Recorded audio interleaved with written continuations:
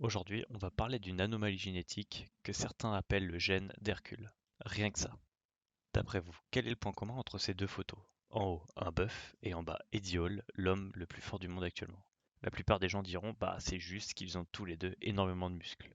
Mais la vraie bonne réponse est qu'ils possèdent en fait tous les deux une déficience en myostatine.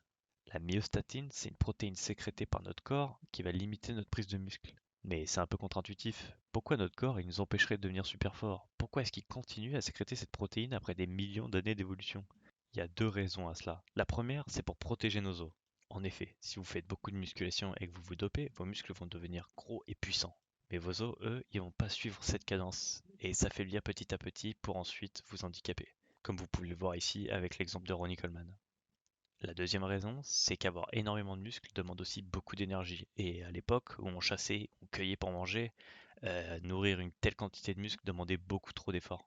Et il existe encore aujourd'hui des cas extrêmes où des bébés meurent à cause de cette déficience, car leur corps ne peut pas survivre à une demande telle en énergie. Mais dans certains cas très rares, des êtres humains ou d'autres animaux peuvent survivre avec une déficience minime en myostatine. Ces personnes vont donc avoir une quantité de masse musculaire et une force titanesque sans même s'entraîner. Et si vous couplez ça avec un coach sportif, une bonne nutrition, un entraînement intensif et un peu de dopage, vous vous retrouvez à soulever une demi-tonne au soulevé de terre. Je pense qu'après cette explication, vous comprenez donc pourquoi on appelle ce gène le gène d'Hercule.